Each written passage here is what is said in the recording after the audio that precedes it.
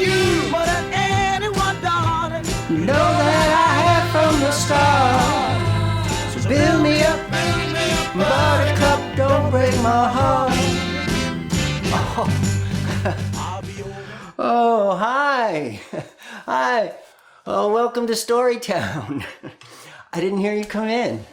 Yeah, I was just listening to some music. Have you ever had a song stuck in your head and you don't know how it got there? Well, that's what happens to Little Worm in our first story, Earworm. But maybe his friends can help him figure it out. Let's watch. Earworm. Written by Joe Knowles. Illustrated by Galia Bernstein. One summer day, Little Worm went out to play and discovered he had a song stuck in his head. Shimmy, shimmy, no sachet, shimmy, shimmy, no sachet, he sang as he wriggled along. Owl stopped to say hello. Good morning, Little Worm, he said. What's that you're singing? I don't know, said Little Worm, but I can't get it out of my head. You have an earworm, said Owl. Oh, what? Asked Little Worm. An earworm is what happens when a song gets stuck in your head. That's a funny name, said Little Worm. Shimmy, shimmy, no sachet, shimmy, shimmy, no sachet, he sang again, swaying this way and that. Did you put this song in my head? Asked Little Worm. It wasn't me, said Owl. My song goes like this. Wave, wave, talk to the wing. Wave, wave, talk to the wing. He flapped one wing, then the other, dancing to and fro. That's a nice one, said Little Worm. But I want to find out who put this song in my head. Mind if I come along? Asked Owl. Be my guest, said Little Worm. So, wave, wave, talk to the wing. And shimmy, shimmy, no sachet. They went along. Chipmunk chittered at Little Worm. What are you two singing? The songs that are stuck in our heads, said Little Worm. You have earworms, declared Chipmunk. Little Worm nodded. But I don't know where mine came from. Did you put it there? It wasn't me, said Chipmunk. My song goes like this. Chee, chee, chittery, puff your cheeks and dance like me. Chipmunk did a perfect box step, then ate a nut. That's not it at all, said Little Worm. But I like your moves. Thank you, said Chipmunk. Mind if I join your search? Fine by me, said Little Worm. So, chee, chee, chittery, wave, wave, talk to the wing, and shimmy, shimmy, no sachet, they went along. Bunny hopped into the path with a quiet landing. What's all this racket? She asked. I'm trying to find out who put this song in my head, said Little Worm. Everyone gets earworms, said Bunny. She wiggled her ears as if she could shake out a song. Did you give it to me? Asked Little Worm. Nope, said Bunny. My song goes like this. Hip hop, thump, jump. Hip hop, thump, jump. You sure have style, said Little Worm. Oh, I'll never find out who put this song in my head.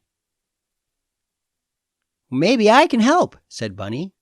So, shimmy, shimmy, no sachet. Little Worm started to sing, but his heart wasn't in it. Owl sang and danced to cheer him up. Wave, wave, talk to the wing. Chee, chee, chittery. Chipmunk joined in. Hip hop, thump, jump. Bunny put extra pizzazz into her bounce. What's going on here? Asked Fox as she trotted up the path. We have songs stuck in our heads, said Little Worm. You have earworms, declared Fox. Little Worm nodded. Did you put them there? No, my song goes like this, said Fox. Fox danced in a dainty circle. Rah, rah, trot to me, rah, rah, trot to me. Soon everyone was dancing and singing. Little Worm was having so much fun, he forgot all about trying to find out who put the song in his head. Little Worm, called a voice. It's time for your nap. Come on back home. I guess I'll never know who put this song in my head, Little Worm said as he shimmied home to his papa. Papa Worm tucked Little Worm into bed. Then Papa Worm returned to his chores, singing as he went. Shimmy, shimmy, no sachet, time to nap, then time to play. Dance along and sing all day. Shimmy, shimmy, no sachet. Little Worm opened one eye. Oh, he said. Then he quietly sang along until he fell fast asleep. Shimmy, shimmy, no sachet.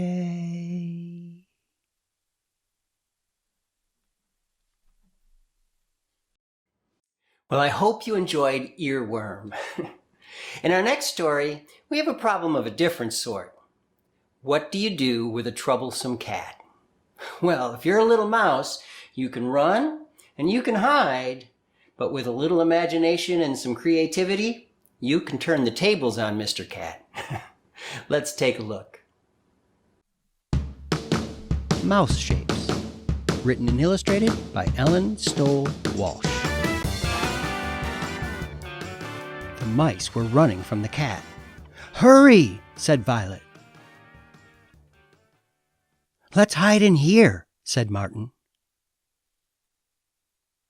After a while, Fred said, I think we lost him. Look, we've been hiding in shapes, said Violet. We can make things with them. Here's a square.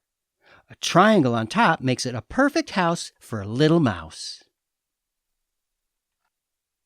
A triangle and a rectangle make a tree, said Martin. The circle is the sun. But these triangles are different, said Fred.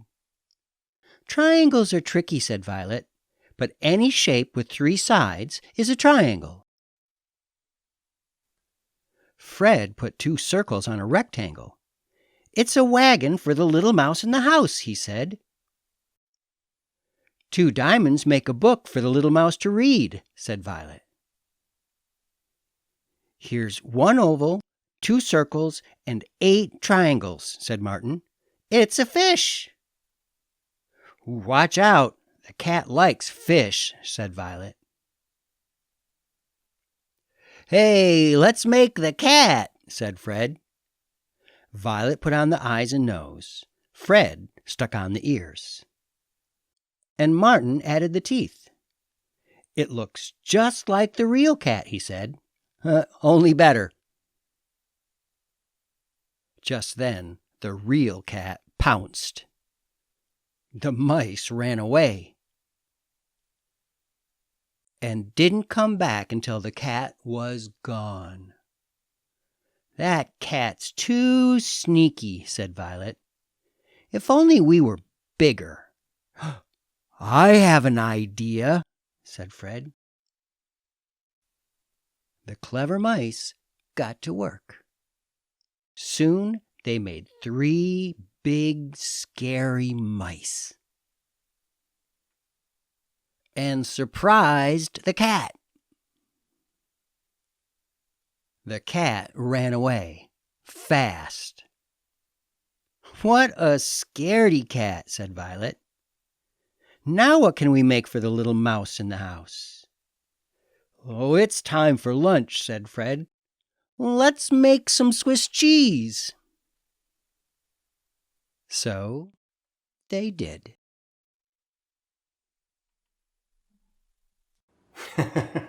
Take that, Mr. Cat.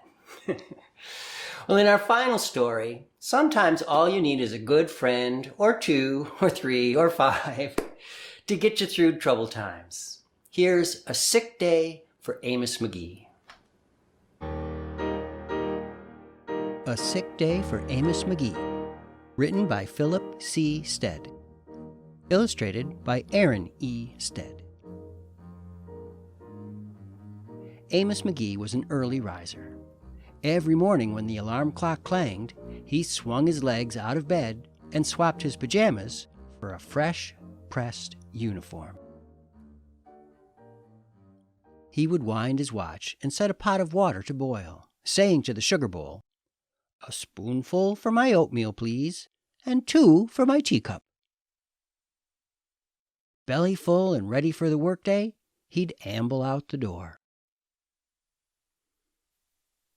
Every day, Amos waited for the number 5 bus.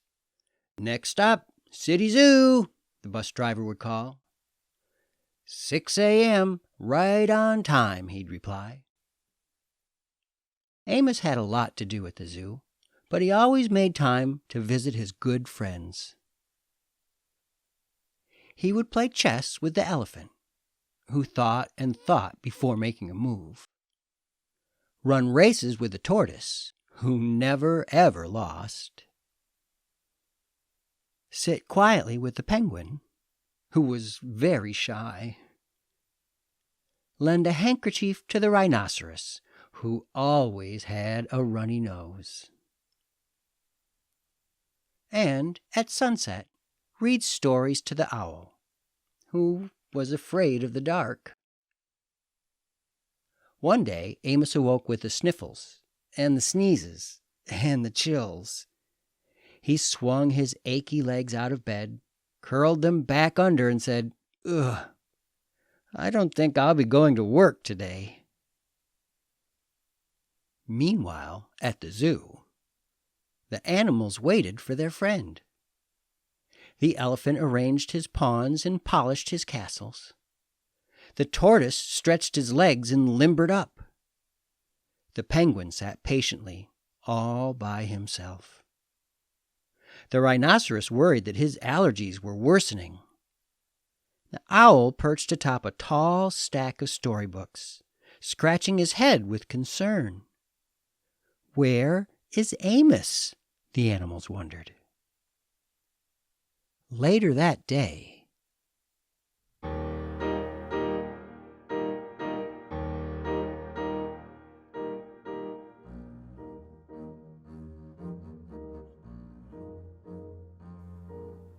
"Hooray! My good friends are here!" The elephant prepared a game of chess. Amos thought and thought before making a move. "I'm too tired to run races today," said Amos to the tortoise. "Let's play hide and seek instead." The tortoise hid inside his shell. Amos hid beneath the covers.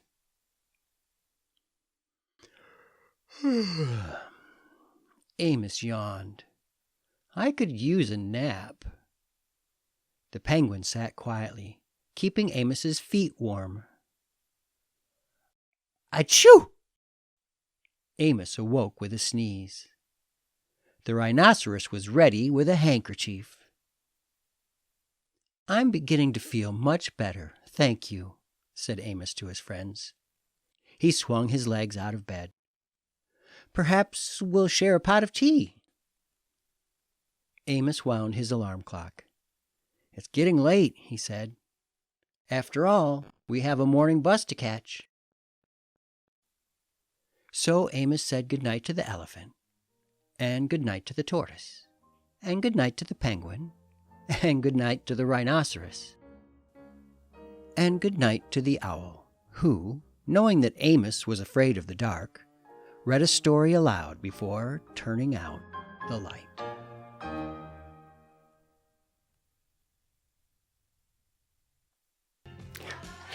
Well, thanks for joining me today. I hope you enjoyed this week's stories. I'll be back again next week with more stories and more fun. And I hope you'll join me. I'll see you next time. Bye-bye. I'll be beside the phone waiting for you. Ooh, ooh.